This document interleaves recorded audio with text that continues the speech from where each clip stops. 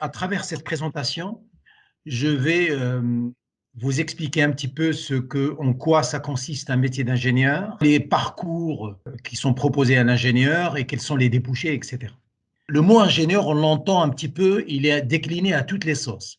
On parle de formation d'ingénieur, on parle d'école d'ingénieur, on parle de compétences d'un ingénieur, on parle de titre d'ingénieur diplômé et aussi des commissions des titres d'ingénieur, ce qu'on appelle la CTI, du diplôme, du métier d'ingénieur, de fonction d'ingénieur, d'éthique de l'ingénieur, d'association d'ingénieurs, des maisons des ingénieurs, de la mafia des ingénieurs, de prix de l'ingénieur.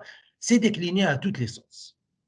Et en fait, il y a deux visions différentes. Il y a la vision dite du monde économique et la vision du monde académique. Le monde économique, quelle est la définition selon le monde économique, selon l'industrie, etc. Ses missions, c'est concevoir, produire, vendre, manager, etc. Et les responsabilités de l'ingénieur selon le monde économique sont diverses. Elles peuvent être techniques, industrielles, humaines, organisationnelles, sociétales. Les objectifs sont divers aussi. Ça peut être la rentabilité, de la qualité, de la productivité, etc., etc. Voilà. Alors, selon le modèle académique, comme par exemple notre école d'ingénieur ou les universités, et souvent vous trouvez cette définition dans la liste des compétences requises à la sortie d'une école d'ingénieur. Poser, résoudre de manière toujours plus performante des problèmes, souvent complexes, liés à la conception, la réalisation, la mise en œuvre au sein d'une organisation compétitive de produits, de systèmes et de services, etc., etc. Alors, ça requiert bien sûr quelques prérequis. C'est posséder un ensemble de savoirs techniques, économiques, sociaux et humains reposant sur une solide culture scientifique. Si vous regardez bien ces deux dernières phrases, c'est véritablement ce qu'une école d'ingénieur met à disposition, ce qu'une école d'ingénieur aspire à fournir à ses élèves. C'est un savoir-faire et un faire-savoir technique, économique, sociaux et humains. Tous les mots ont de l'importance. Il n'y a pas que le côté technique, il y a aussi le côté économique, il y a le côté social et sociétal et le côté humain. Tout ça qui repose sur, bien sûr, une solide culture scientifique. Très important. Alors, les métiers d'ingénieur, où est-ce qu'on trouve un ingénieur? Un ingénieur, contrairement à ce qu'on pourrait penser, parce que quand on pose la question, c'est souvent, on le voit souvent dans l'aspect technique et technico-technique, uniquement technique, qui peut être, bien sûr, il y a un grand pourcentage d'ingénieurs qu'on trouve ici dans la recherche et développement, comme étant chef de projet, comme étant consultant, mais pas que. On peut trouver aussi un ingénieur dans la production, informatique, réseau, production, opération, achat, qualité, support. Mais on peut aussi le trouver dans le commercial et produits, chargé d'affaires, technique commerciale. Et on a de plus en plus responsable marketing, produits, dans le management et dans la direction, dans les finances, ressources humaines et aussi dans l'entrepreneuriat. Un ingénieur qui crée sa start-up, son entreprise, un chef dirigeant, un chef d'entreprise. Donc, vous voyez un peu la diversité du métier d'ingénieur.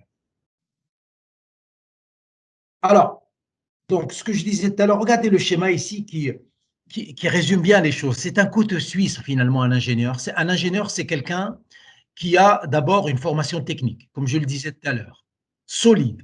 C'est quelqu'un qui apprend dans une école d'ingénieur, qui acquiert, pendant qu'il est dans l'école d'ingénieur, un esprit rationnel, qui acquiert une capacité d'analyse et de résolution de problèmes, qui a un esprit créatif, entreprenant, ouvert et adaptable, qui a une capacité à s'entraîner, organiser et diriger. Et en fait, pourquoi on a représenté ici le côté suisse? Tout simplement pour montrer qu'un ingénieur, eh ben, il peut changer de métier et de secteur.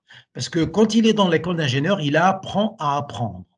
Et donc, du coup, il peut passer de l'aéronautique à l'assurance, en passant par le biomédical, en passant par l'énergie environnement. Il peut travailler dans tous les domaines parce qu'il a appris à apprendre, parce qu'il a cet esprit rationnel qui fait de lui un espèce de joker et un espèce de couteau suisse. C'est vraiment très important. Il faut savoir que les écoles d'ingénieurs aujourd'hui forment comment dire, des ingénieurs à des métiers qui, dans 10 ans, ces métiers-là, on ne les connaît pas.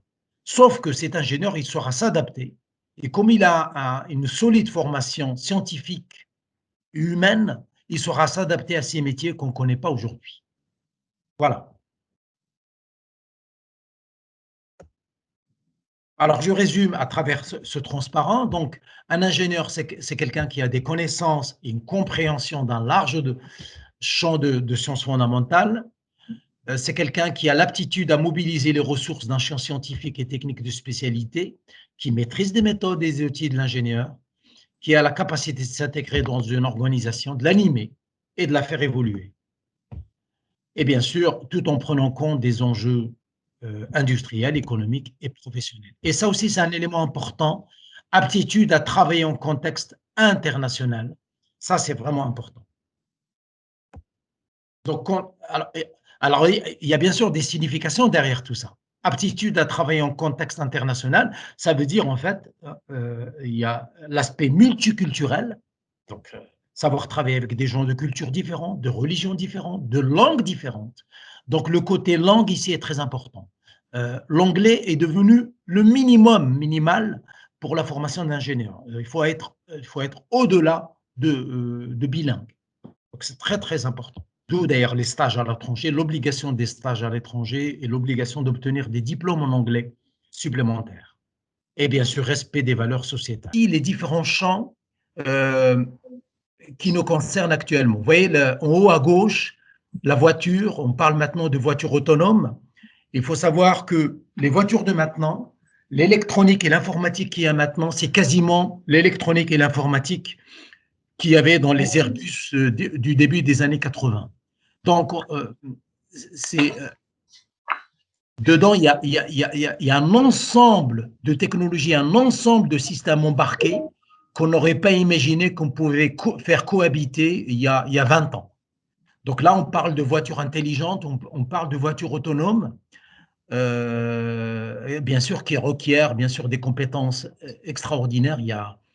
Voilà. Après, vous avez l'avionique, vous avez aussi ce qu'on appelle la réalité augmentée, vous avez la robotique, on parle de cobotique, vous avez aussi le commerce qui a évolué, la médecine qui a évolué, la maison intelligente, la ville intelligente, l'agriculture intelligente. Voilà, tout ça donc fait que le spectre de l'ingénieur est élargi et ça fait que ça offre bien sûr des opportunités énormes pour l'emploi et un besoin énorme d'ingénieurs. Pour être ingénieur, qu'est-ce qu'il faut? Vous savez qu'en France, on a une spécificité. Les écoles d'ingénieurs à la française, c'est quasiment unique au monde. Dans le monde entier, vous avez des universités qui forment et des ingénieurs et des masters et des doctorants, etc.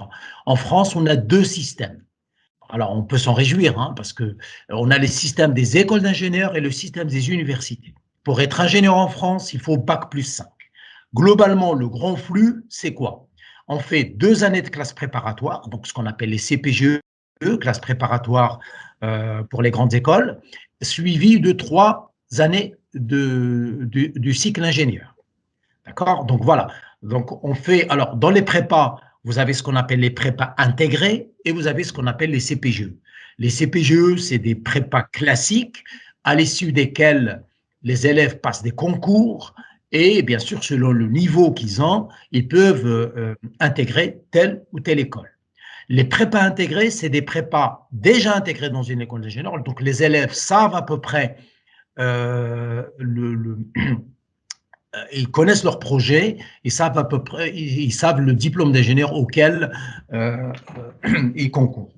Donc voilà, c'est vraiment intégré au cycle d'ingénieur. Le concours a lieu après, pendant la terminale, et une fois qu'ils sont admis à l'école d'ingénieur à prépa intégré, eh ben, ils ont 2 années plus 3 années sans concours à l'intérieur.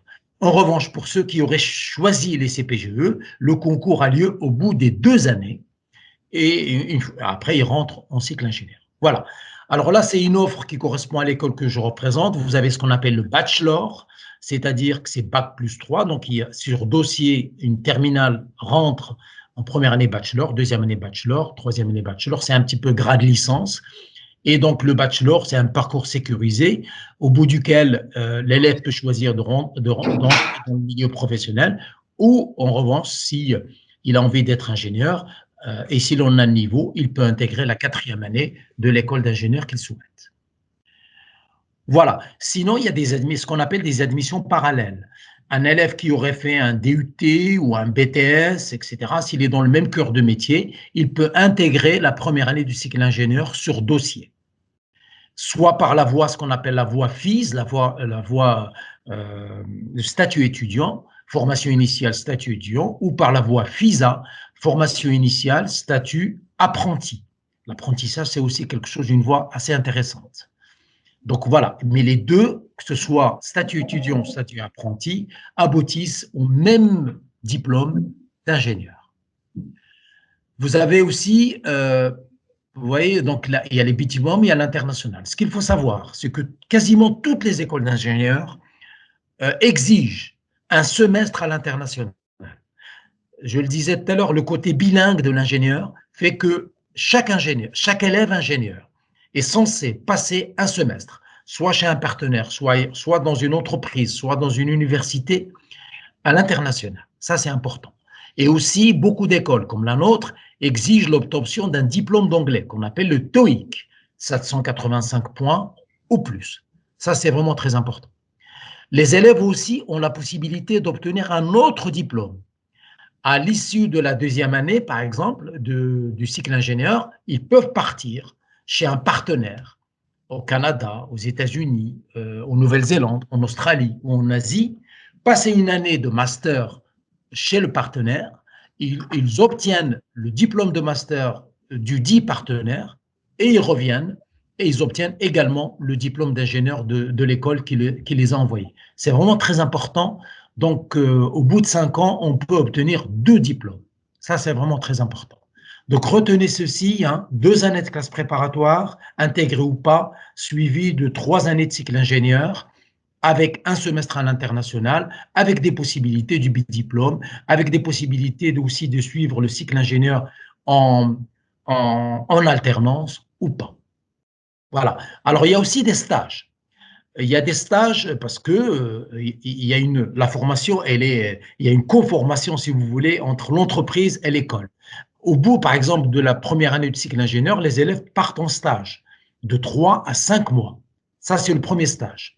En troisième année, donc ce qu'on appelle ici ingénieur 3, les élèves partent aussi pour un stage dit de fin d'études et qui est extrêmement important pour l'élève ingénieur.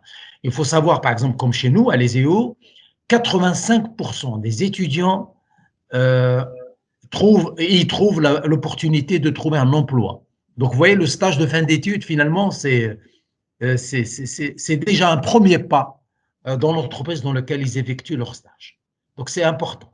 Donc, voilà, un stage de fin d'études, un stage technique au bout de la première année et un stage de fin d'études en dernière année.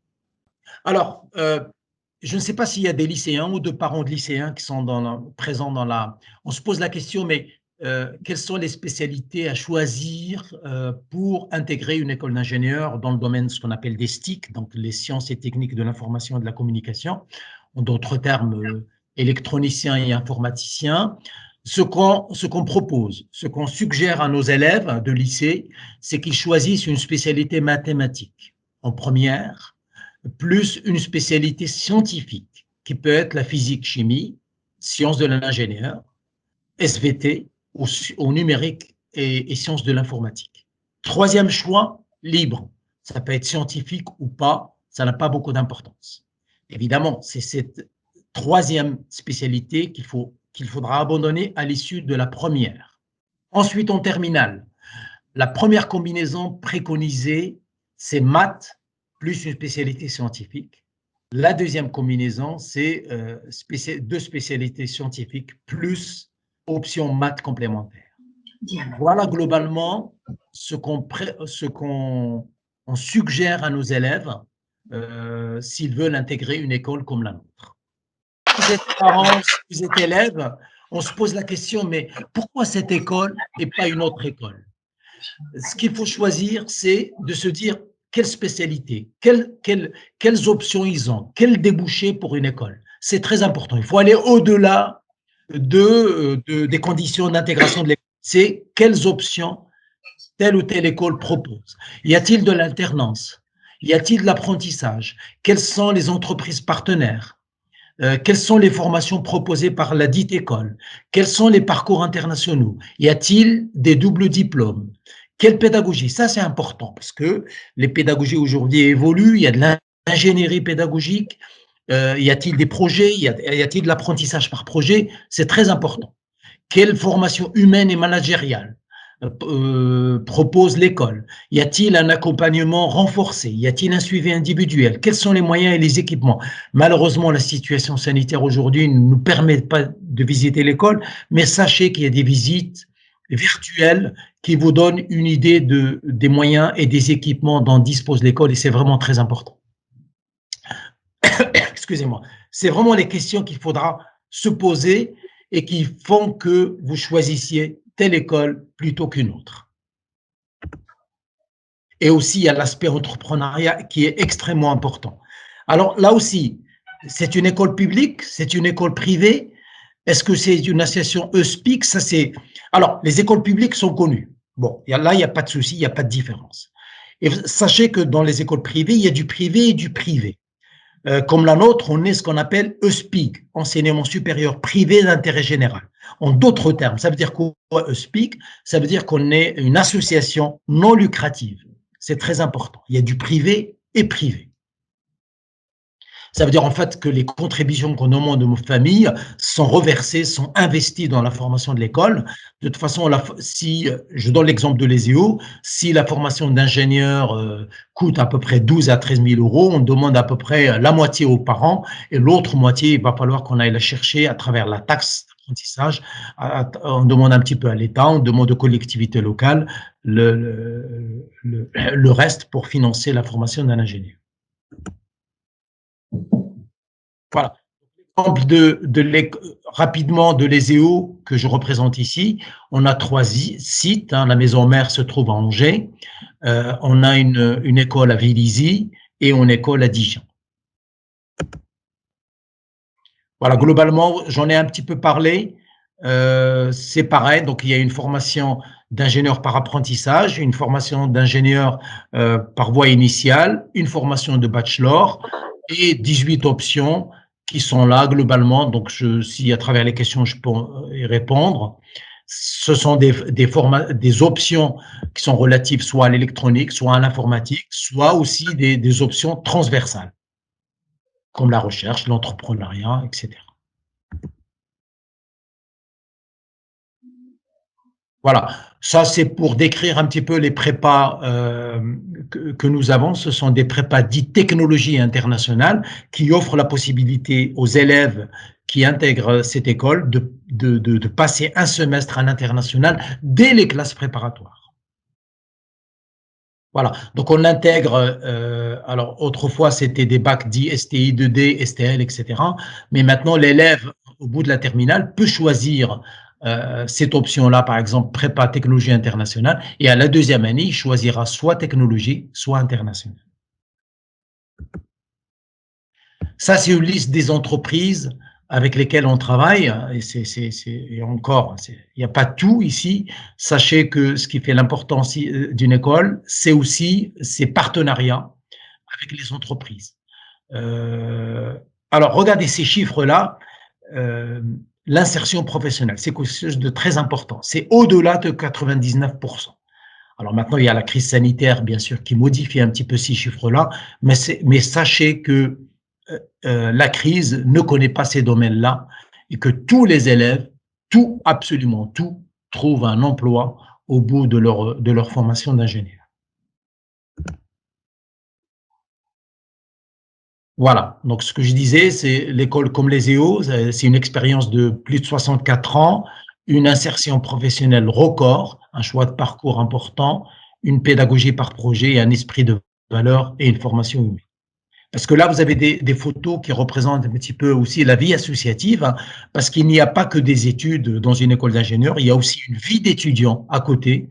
La vie associative, tout élève peut s'impliquer, c'est très important pour sa formation humaine, tout élève peut s'impliquer dans la vie associative à travers ce qu'on appelle le BDE, le bureau des élèves, le bureau des sports, à travers des associations, à travers des activités.